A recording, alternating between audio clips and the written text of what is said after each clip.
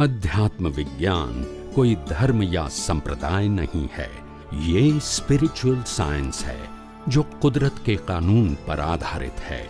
ये विज्ञान पूरे ब्रह्मांड के सभी रहस्यों को उजागर करता है और जीवन के सभी पहलुओं को समझने के लिए एक नई दृष्टि देता है।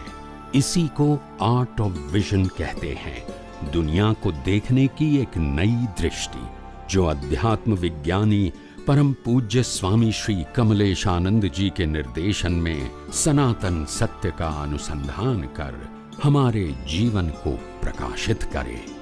जय सच्चिदानंद। શ્રીમદ રાજચંદ્રનો પણ જે આશય વિજ્ઞાન કહેવાનો હતો, દાદા ભગવાનનો પણ જે આશય વિજ્ઞાન જગત સમક્ષ પહોંચાડવાનો હતો, એ જ આશય આ આધ્યાત્મ વિજ્ઞાન દ્વારા પૂરો થઈ રહ્યો છે।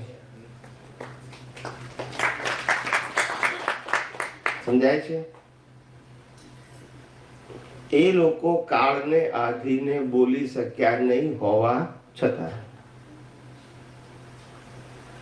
કાળને આધીન શું છે? નહીં તો અર્થનો અનર્થ થઈ જાય।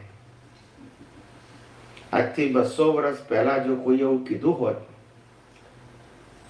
કે મન વચન કાયા એ કર્મ ભોગવવાનું સાધન છે, એનાથી પુરુષાર્થ ન થાય તો કોઈ સ્વીકારે નહીં। એટલી જડતા હતી। શું હતી? ક્રિયાથી જ પુરુષાર્થ થાય। એ વખતે આ વિજ્ઞાન કામ કરે નહીં।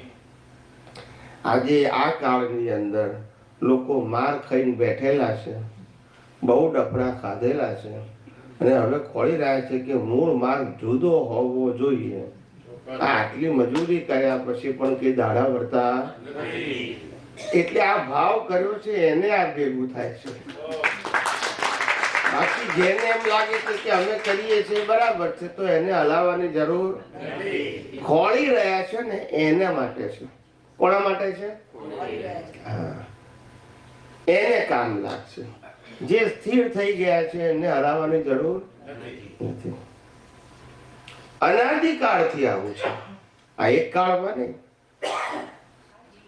અત્યાર સુધી તમે જે વાંચ્યું, જે સાંભળ્યું, જેને સાંભળ્યા, એ બધાએ મન વચન કાયાથી પુરુષાર્થ થાય, મન વચન કાયાની ક્રિયાથી પુરુષાર્થ થાય એવું જ ભણાય કર્યું। હા કે ના?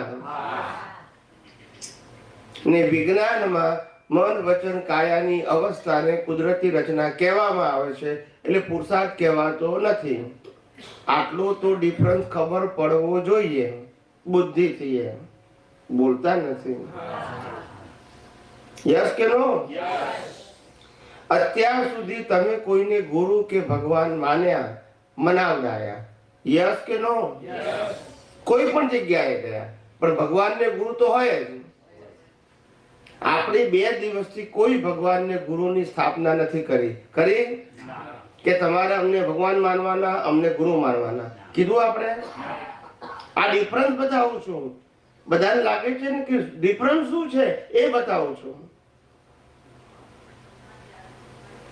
ડિફરન્સ બતાવું છું કે આખી લાઈફમાં જે નથી કહેતો એ હું કહું છું, એ બતાવું છું। કારણ કે એના માટે દ્રષ્ટિ જે તમારી પાસે છે ને એટલે હરખું લાગે છે, એટલે મારે બતાવવું પડે છે કે જુદું શું છે। બોલતા નથી। અત્યાર સુધી જ્યાં પણ ગયા ત્યાં ક્રિયાને પુરુષાર્થ કીધો, અહીંયા કોઈ ક્રિયાની વાત નથી। આ ડિફરન્સ બતાવું છું। અત્યાર સુધી જે પણ ધર્મમાં ગયા એ ધર્મમાં આ મંદિરને માનો ને આ મંત્ર બોલો એ હોય, અહીંયા આગળ નથી। આ ડિફરન્સ બતાવું છું। એટલે દુનિયામાં કોઈ પણ વ્યક્તિને તમે કહી શકો કે આધ્યાત્મ વિજ્ઞાન એટલે શું, તો કે આ બધું નથી એ કહીએ છે। બોલતા નથી। તમે જે સાંભળ્યું ને માન્યું ને વાંચ્યું એ કહેતા નથી। કારણ કે લોકોને ખબર જ પડતી નથી, બધાને હરખું જ લાગે છે। સમજાય છે? કોઈ પણ ધર્મ એવો ના હોય કે જેમાં ભય સંજ્ઞા ના હોય. શું ના હોય? કારણ કે જ્યાં પાપ પુણ્યની વાત હોય ત્યાં ભય સંજ્ઞા હોય જ. શું કીધું? આમ કરશો તો આમ થઈ જશે, પડી જશો, નરકમાં જશો, ઠેકાણું પડશે. ભય સંજ્ઞા સાથે જ ધર્મ હોય. અને આ વિજ્ઞાનમાં ભીખ અને ભય ખલાસ થયા પછી શરૂઆત થાય. આ ડિફરન્સ બતાવું છું. તમે કોઈને બે ધડક કહી શકો કે આધ્યાત્મ વિજ્ઞાન એટલે શું, કે તમે જે નથી સાંભળ્યું એ કહીએ છીએ, સાંભળ્યું એ કહેતા નથી. દુનિયાનો કોઈ પણ ધર્મ હશે, એની રજૂઆત કરવા પાછળ એ ધર્મની માલિકી તરીકે કોઈ વ્યક્તિ હશે કે આમને ધર્મની સ્થાપના કરી. આધ્યાત્મ વિજ્ઞાનનો સ્થાપક કોઈ નથી. સનાતન સત્ય જે હતું છે અને દુનિયાનો કોઈ પણ વ્યક્તિ આ વિજ્ઞાન સાંભળે, સમજે, ઉપયોગ કરી, અનુભવ કરે અને બીજાને કહેવાનો એને અધિકાર તરત જ પ્રાપ્ત થાય છે. કોઈની પરમિશનની જરૂર. આ દુનિયામાં કોઈ ધર્મ વાળો એવું ના કે બોલતા નથી. આ બધા ડિફરન્સ બતાયા. ના સમજાયું? કોઈ કહે છે કે આધ્યાત્મ વિજ્ઞાનમાં શું ડિફરન્સ છે? બધું એકનું એક જ છે. એવું નથી. આસમાન જમીનનો ફેર છે. સમજાય છે? ધર્મની અંદર તમને પહેલા સરેન્ડર કરવામાં આવે.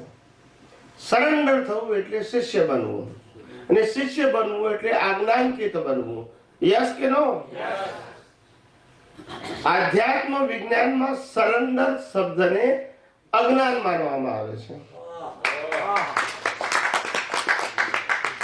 કારણ કે આધ્યાત્મ વિજ્ઞાન એવું કે છે કે આ દુનિયામાં કોઈ વ્યક્તિ મને કશું આપી શકતો નથી, કારણ કે હું જ ચેતન છું, હું જ અવિનાશી છું અને હું જ અનંત શક્તિ વાળો છું. પણ અજ્ઞાનતાએ કરીને હું નથી તેને હું માન્યું છે, એને કાઢવા માટે આધ્યાત્મ વિજ્ઞાન છે. તમારી શક્તિને ગૌણ કરવા માટે નહીં, તમારી શાશ્વત શક્તિને ખુલ્લી કરવા માટે વિજ્ઞાન છે. ખ્યાલ આવે ને?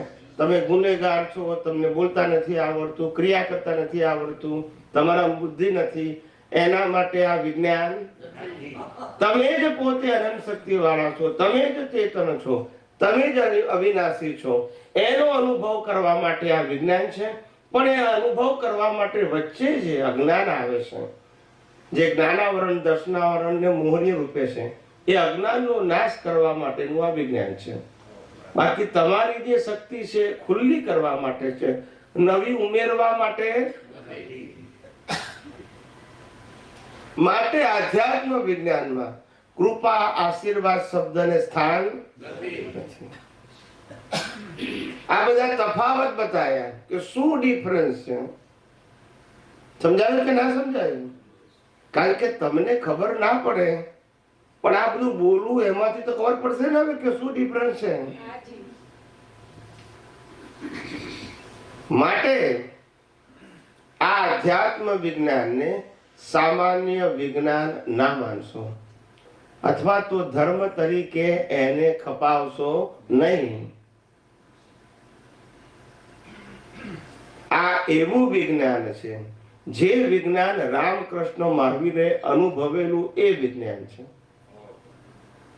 અને અનેક મુક્ત પુરુષે અનુભવેલું છે તે વિજ્ઞાન છે. ચોપડીમાં લખેલું વિજ્ઞાન નથી, અનુભવેલું વિજ્ઞાન. અને તમારે પણ આ વિજ્ઞાનનો અનુભવ કરવાનો છે, વ્યક્તિનો કરવાનો, ક્રિયા કરીને કરવાનો કે ક્રિયા બદલીને પણ કરવાનો. કે ક્રિયા કરતા હોય તો છોડીને પણ કરવાનો. સમજાય છે? એટલે ઘણા માણસની એવી ભ્રાંતિ ઉત્પન્ન થઈ જાય છે કે સ્વામીજી તો ક્રિયા કરવાની ના પાડે છે. શું કે છે?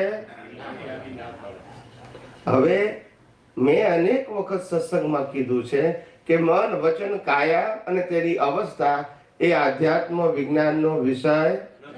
પછી ક્રિયા કરવી ના કરવી વિષય આવે. કારણ કે આધ્યાત્મ વિજ્ઞાન કહે છે મન, વચન, કાયાની જન્મથી મોત સુધીની બધી જ અવસ્થા કુદરતી રચના છે. માટે તમારે શું કરવું, તમારે શું ના કરવું એ આધ્યાત્મ વિજ્ઞાનનો વિષય. કુદરત જે કરાવે એ કરવું પડશે. પછી રામ હશો, કૃષ્ણ હશો કે મહાવીર હશો. યસ કે નો? હવે કુદરત કરાવે એમાં મારે કઈ કહેવાની જરૂર ખરી કે તમે આમ કરો ના કરો? માટે અહીંયા ક્રિયાને પુરુષાર્થ માનવામાં આવતો નથી, પણ ક્રિયા જે કોઈ પણ કરે છે એ ફરજિયાત છે. પુરુષાર્થ પણ પુરુષાર્થ માની બેઠા છે એ અજ્ઞાન છે. ક્રિયા કરે છે અજ્ઞાન નથી, ક્રિયાને પુરુષાર્થ માને છે અજ્ઞાન છે. ક્રિયા તો કુદરતી રચના છે, પણ એને હું કરું છું પુરુષાર્થ રૂપે એ શું છે? અજ્ઞાન છે. એ અજ્ઞાન કાઢવા માટે વિજ્ઞાન છે. ક્રિયા કરવી ના કરવી એના માટે વિજ્ઞાન. એટલે અનાદિકાળથી જીવો બચારા ફસાયેલા છે. અને અમને 100% વિશ્વાસ છે કે આ વિજ્ઞાન વિશ્વની અંદર એટલું જબરજસ્ત ફેલાવવાનું છે અને લોકો આ વિજ્ઞાનને સમજવા માટે ભવિષ્યમાં તલપાપડ થશે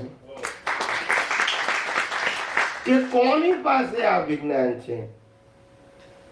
ખ્યાલ આવે? એને ખોળશે. કારણ કે આ યુનિક અને અજોડ વિજ્ઞાન છે. વિજ્ઞાન ક્યારે બે પ્રકારના? સર્વકાળ માટે એક જ સરખું વિજ્ઞાન હોય. સમજાવનારા અલગ અલગ હોઈ શકે પણ સાયન્સ તો શ્રીમદ રાજચંદ્રજીએ કહ્યું ત્રણેય કાળમાં એક જ હોય પરમાર્થનો પંથ. પામે તે પરમાર્થને નિજ પદનો લે લક્ષ્ય. ત્રણેય કાળમાં એક જ હોય પરમાર્થનો પંથ. વ્યવહારના પંથો, ધર્મના પંથો અલગ અલગ હોઈ શકે, પરમાર્થના પંથ અલગ અલગ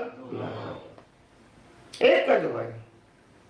કદાચ કહેવાની રીત જુદી હોય, દાખલા જુદા હોય, પણ સિદ્ધાંત તો તેનો 24 તીર્થંકરોએ આ જ વિજ્ઞાનની વાત કરી, પણ જે તે કાળને આધીન કરે. શબ્દ જુદા, દાખલા જુદા, સિદ્ધાંત. એટલે પરમાર્થનો પંથ બદલાય. સમજાય છે?